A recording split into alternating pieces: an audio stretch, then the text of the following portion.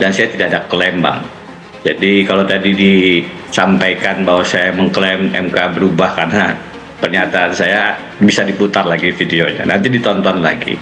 Tidak demikian, justru saya merasa ini adalah bentuk bersama-sama advokasi publik. Rekan-rekan, apalah artinya satu cuitan Denny Indrayana kalau tidak kemudian diamplifikasi oleh rekan-rekan media, kemudian dijadikan perhatian oleh banyak orang, tidak akan ada pengaruhnya. Jadi sama sekali bukan karena saya. Yang ada 3 komentar saya, Mbak Caca, mohon diberi kesempatan. Pertama, sebenarnya organisasi saya kan Kongres Advokat Indonesia. Jadi suratnya nanti akan ke Kongres Advokat Indonesia yang akan membentuk, memeriksa apakah melanggar etik atau tidak. Tentu bukan organisasi advokat yang lain. Wajib diberhentikan. And then at the same time, kasus Denny Indrayana yang bocorin dalam tanda kutip putusan Mahkamah Konstitusi dalam soal sistem pemilihan umum sudah naik ke fase penyidikan. Hanya memang belum ditetapkan tersangkanya. Lagi-lagi ini adalah tragedi demokrasi, orang berpendapat ya, membuat diskurs di ruang publik, ingin menjaga demokrasi elektoral malah dikriminalkan. Saya tidak tahu ya apa pertimbangan penegak hukum dalam memproses sebuah hukum. Apakah mereka galau dengan mereka-mereka yang memperjuangkan demokrasi? Kenapa tidak lebih galau dengan mereka yang korupsi misalnya? Ya, kita bacakan dulu ya saudara sekalian. Ini disampaikan kepada saya dan pasti banyak media lainnya. Jokowi adalah masalah kita, .2 wajib diberhentikan. Jokowi bukan hanya bisa tapi wajib dimakzulkan, tanda tanya. Perubahan ya, Undang-Undang KPK. Undang-Undang KPK yang baru kan menempatkan KPK dalam posisi eksekutif ya. Nah itu juga kemungkinan itu tentu saja ada kemungkinan bisa terjadi ya. Tetapi kemudian kan pada faktanya harus kita lihat ya, sejauh mana misalnya dalam konstelasi politik gitu ya, presiden atau lingkarannya ada di kekuasaan itu kemudian bertaruh dengan menjegal lawan politik yang tidak diinginkan dari kandidat yang dinominasikan sebelum masuk ke gelanggang itu sendiri. Dan saya kira kalau dari sisi komunikasi politik juga ya, saya kira tidak muncul lah intensi secara eksplisit ya, saya sebutkan ya.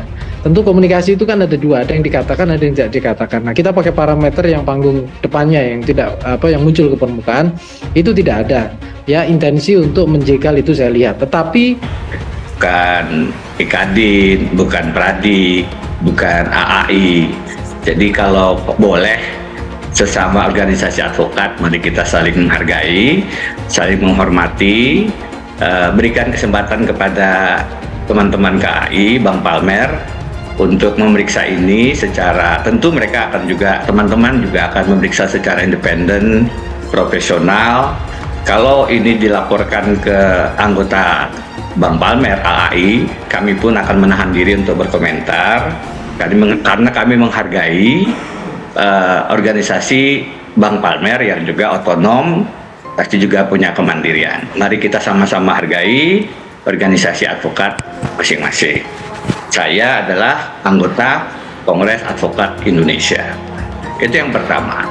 Karena konstitusi itu mengatur tentang pemilihan, tapi biasanya mengatur tentang pemberhentian. Jadi seorang presiden mau dia dipilih oleh MPR, dipilih oleh rakyat secara langsung, tetap bisa dimakzulkan atau di-impeach atau diberhentikan dalam bahasa konstitusi kita, Undang-Undang Dasar 1945.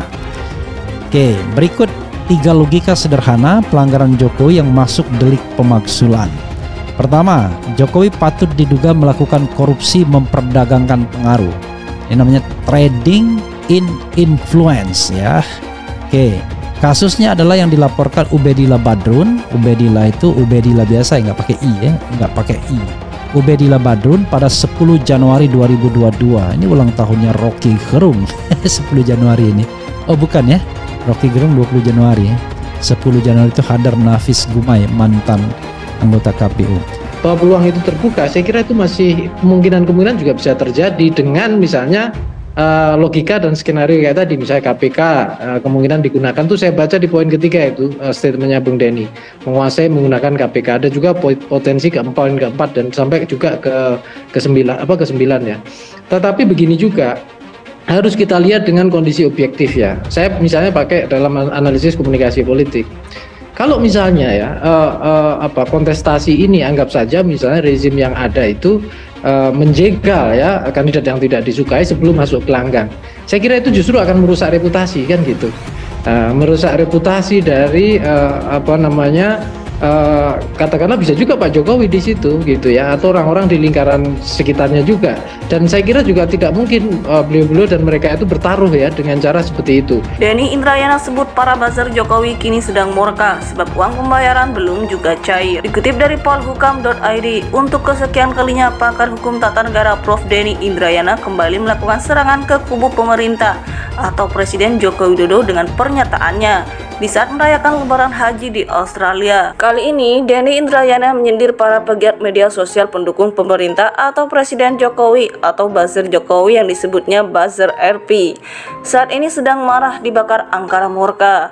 Sebab kata Denny Indrayana, para buzzer Jokowi tersebut atau buzzer RP itu sampai kini belum juga menerima bayaran dari pemerintah atau dana yang dijanjikan kepada mereka belum juga turun sampai saat ini. Hari ini diundang open house Lebaran di rumah Pak Ali, Deer Park, Melbourne, bakar sate dan lembuk.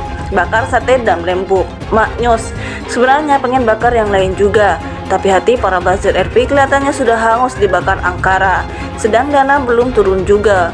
Buktinya lihat komentar di bawah, hehehe, ujar Denny di akun Twitter _Denny Indrayana, Rabu 28 Juni 2023. Denny juga menyelipkan video dirinya sedang membakar sate. Sate apa ini Pak Ali? Kambing. Ini Lebaran Idul Adha, jadi kita harus bakar kambing, ujar Denny di video sambil bercengkrama dengan beberapa orang.